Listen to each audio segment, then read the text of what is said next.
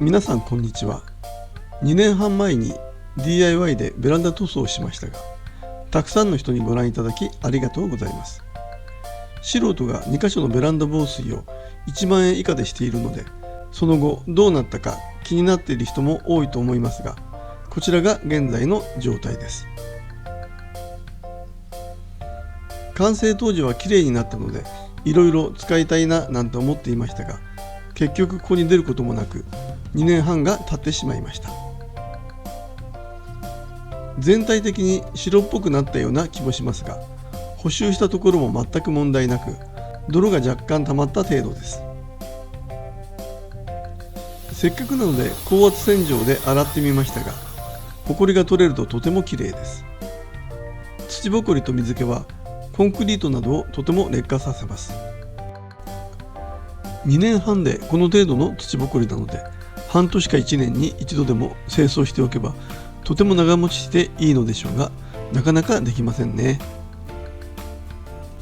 こちらは以前リフォームした家ですが、30年でコンクリートがこの通りボロボロです。こうなると補修のしようがないので、結局タイルを張りましたが、普段からのメンテナンスはとても大事です。この時のリフォームの様子はこちらになりますので、興味があったらご覧ください。そのような心配もあり、今回以前から気になっていたコンクリートの防水塗装をしてみました。コンクリートも定期的に清掃すればいいのですが、なかなかできるものではありません。こちらも30年近くノーメンテナンスです。南面はまだいいのですが、雨の当たるところや北面の浄化層のコンクリートなどはだいぶ汚れて苔も生えています。このまま放っておけばどんどん劣化してしまいそうです。ハウスメーカーでは基礎の幅木を塗装するケースもありますが、基礎は雨が当たらないところなので案外綺麗です。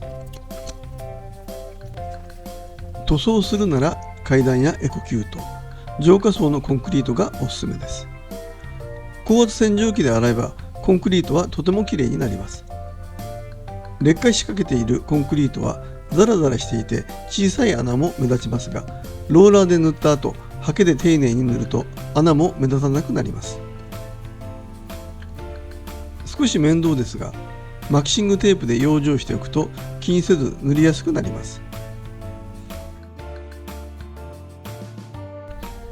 夏場は塗料の硬化も早いので、2度塗りも続けてできます。今回は梅雨の晴れ間に5箇所塗りましたが、結構簡単にできました。これで汚れづらく長持ちします。苔や汚れも落ちてとても綺麗になりました。これだけで持ちが随分違うので、ぜひやってみてください。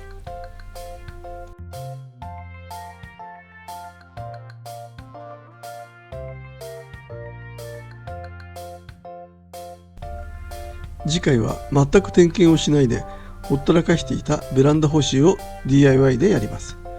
ここまですごいと直せるか不安ですが、その様子は近日公開しますので、ぜひご覧ください。